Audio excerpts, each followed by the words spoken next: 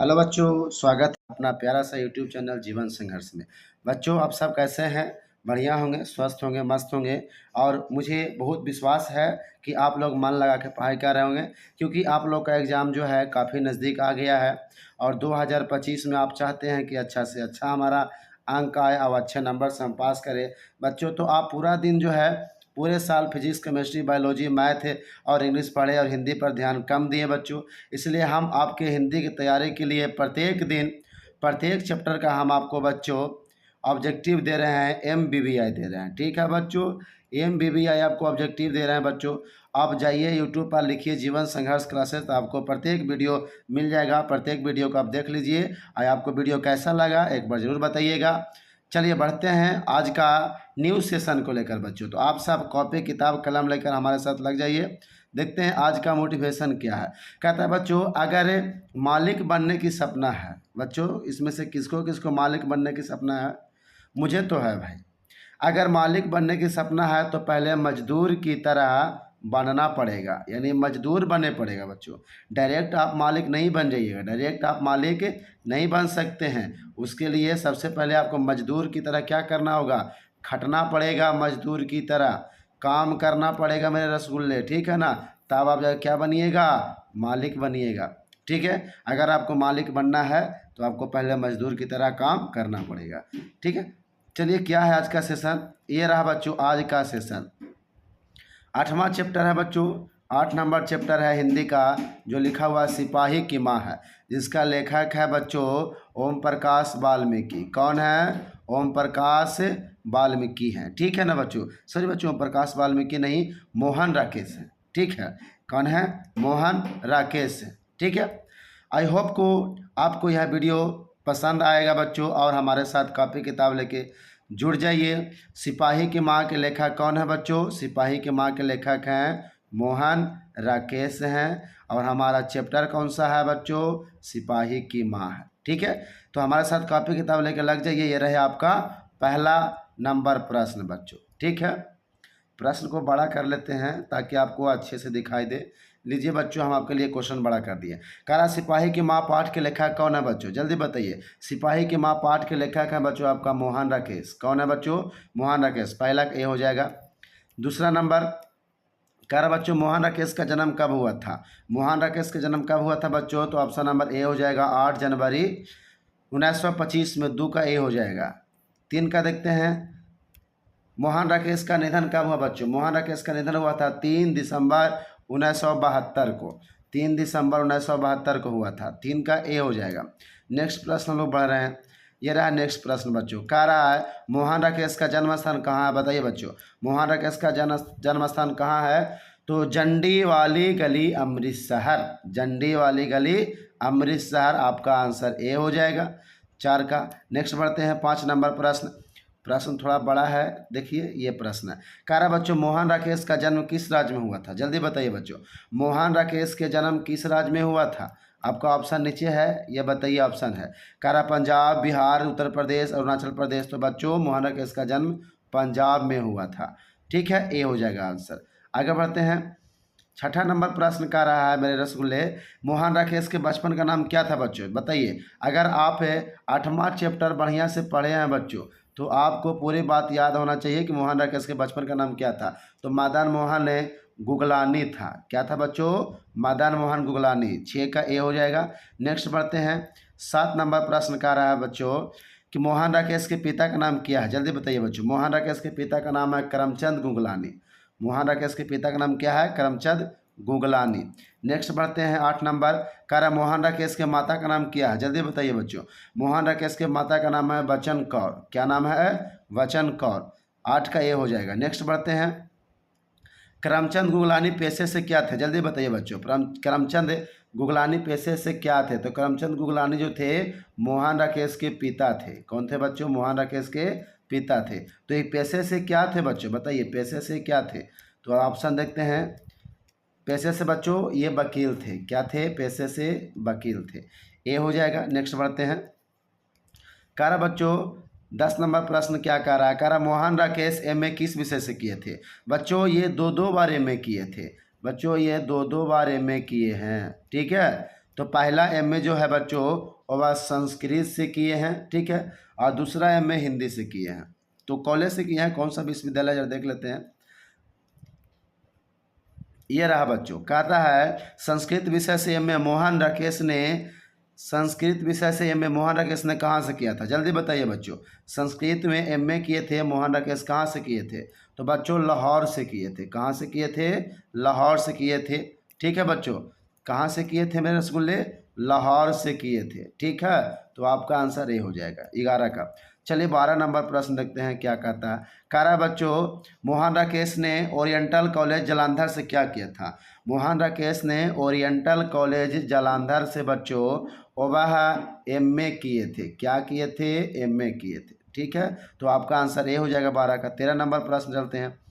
13 number प्रश्न कह रहा है ओरिएंटल कॉलेज जालंधर से एमए किस विषय से किया, जल्दी बताइए बच्चों। ओरिएंटल कॉलेज जालंधर से मोहन राकेश से किस विषय से एमए किए थे, जल्दी बताइए। तो आपका आंसर ए हो जाएगा बच्चों हिंदी विषय से। ये दो बार एमए किए हैं बच्चों, ठीक है, ये दो बार एमए किए हैं। तो एमए दो बार किए, पहला किए थे संस्कृत से मेरे रसगुल्ले, ठीक है, और दूसरा बार किए हैं हिंदी से। कहाँ से, हिंदी से, ठीक है। ये किए हैं ओरिएंटल कॉलेज, हिंदी से कहाँ से किए हैं, हिंदी से किए हैं ओरिएंटल कॉलेज से, ठीक है। तो 13 का ये हो जाएगा। नेक्स्ट प्रश्न बढ़ते हैं 14 नंबर। कह रहा बच्चों इंसान के खंडहर कहानी का रचना कब किया गया, जल्दी बताइए बच्चों। इंसान के खंडहर कहानी की रचना कब किया गया था। तो बच्चों अगर आप बढ़िया से पढ़े होंगे किताब उनके जीवनी, तो आप पता होना चाहिए कि उनका जो इंसान के खंडहर जो कहानी है वह 1950 में लिखा गया था बच्चों, ठीक है, 1950 में। नेक्स्ट प्रश्न बढ़ते हैं। कह रहा बच्चों मोहन राकेश के कहानी संग्रह कौन कौन सी है। मोहन राकेश के कहानी संग्रह देखिए बच्चों कौन कौन है। कह रहा है नए बादल 1957 में लिखाया, जानवर और जानवर 1958 में, एक और जिंदगी 1961, आकाश 1972, फौलाद की बारिश 1992, ठीक है। मोहन राकेश से अगला प्रश्न बच्चों, मोहन राकेश के सभी उपन्यास कौन कौन से हैं, जल्दी बताइए। मोहन राकेश के सभी उपन्यास है बच्चों, आपका आंसर हो जाएगा अंधेरे बंद कमरे 1961 में लिखे, नया आने वाला कल 1970, अंतराल 1972। बच्चों नया आने वाला कल, कल कभी नहीं आया, कल के बाद फिर कल होता है, परसों नहीं होता है, इसलिए कोई भी काम कल पर मत छोड़िए। चलिए आगे प्रश्न है 70 नंबर का रहा है बच्चों कि मोहन राकेश के सभी नाटक कौन कौन से हैं। यानी मोहन राकेश के सभी नाटक है बच्चों आषाढ़ का एक दिन जो लिखे 1958 में, लहरों के राजवंश 1963 में लिखे, अंधेरे आधे अधूरे अधूरे ये लिखे 1969 में। नेक्स्ट प्रश्न बढ़ते हैं। ये रहा नेक्स्ट प्रश्न बच्चों, कह रहा है मोहन राकेश के एकांकी संग्रह कौन कौन है, जल्दी बताइए बच्चों। मोहन राकेश के एकांकी संग्रह कौन कौन है। तो आपका आंसर हो जाएगा पैरों तले जमीन, अंडे का छिलके नहीं बच्चों, अंडे का छिलके नहीं, छिलके, अंडे का छिलके, जो कब लिखे 1973 में। नेक्स्ट प्रश्न बढ़ते हैं हम लोग। ये रहा नेक्स्ट प्रश्न, कह रहा बच्चों मोहन राकेश ने कौन कौन से पाठ को अनुवादित किया था, यानी भाषांतरित किया था, एक भाषा से दूसरे भाषा में अनुवाद किया था, कौन कौन से रचना को। तो पहला है मृच्छकटिकम, एक औरत का चेहरा, अभिज्ञान शकुंतलम। ये सब को जो बच्चों एक भाषा से दूसरे भाषाओं में क्या किए थे, अनुवाद किए थे, ठीक है। 20 नंबर प्रश्न बढ़ते हैं। आई होप कि यह वीडियो समझ में आ रहा हो। प्रश्न बच्चों यदि आप पढ़े हैं हिंदी को बढ़िया से तब आपको पूरी बातें समझ में आना चाहिए। 20 नंबर प्रश्न कह रहा है बच्चों सिपाही की माँ पाठ किया है। बच्चों सिपाही की माँ पाठ जो है एकांकी है, क्या है, एकांकी। 20 का ए हो जाएगा। नेक्स्ट प्रश्न की ओर बढ़ते हैं, क्या कहता है मोहन राकेश किस आंदोलन से जुड़े थे, जल्दी बताइए बच्चों। मोहन राकेश किस आंदोलन से जुड़े थे, तो नई कहानी से जुड़े थे। कौन से आंदोलन से, नई कहानी से। 21 का ए हो जाएगा। 22 नंबर प्रश्न देखते हैं बच्चों क्या कहता है। गुरुजी प्रश्न बड़ा है, छोटा कर दीजिए तब हमें समझ में आए कि क्या कह रहा है। ये रहा बच्चों, कह रहा है नाटक के क्षेत्र में जयशंकर प्रसाद के बाद कौन सबसे बड़ी प्रतिभा माने जाते हैं। यानी नाटक के क्षेत्र में जयशंकर प्रसाद के बाद कौन से सबसे बड़ी प्रतिभा है, तो बच्चों वह है मोहन राकेश। कौन है? मोहन राकेश। 22 का ए हो जाएगा। 23 नंबर प्रश्न देखते हैं। मोहन राकेश मूलतः क्या थे बच्चों? मोहन राकेश मूलतः क्या थे? तो बच्चों मोहन राकेश मूलतः नाटककार थे। 23 का ए। 24 नंबर प्रश्न देखते हैं। यह रहा 24 नंबर प्रश्न बच्चों, जल्दी बताइए। कह रहा है मोहन राकेश आधुनिक हिंदी नाटक और रंगमंच की वितंतकारी प्रतिभा के रूप में कौन सी ख्याति अर्पित कर चुके हैं? यानी मोहन राकेश आधुनिक हिंदी नाटक और रंगमंच की वितंतकारी प्रतिभा के रूप में कौन सी ख्याति अर्पित कर चुके हैं? तो बच्चों अखिल भारतीय, क्या? अखिल भारतीय ख्याति अर्पित कर चुके हैं। तो 24 का ए हो जाएगा। 25 नंबर प्रश्न क्या कह रहा है? कह रहा है बच्चों 25 नंबर प्रश्न 19वीं शताब्दी के उत्तरार्ध में पश्चिमी देश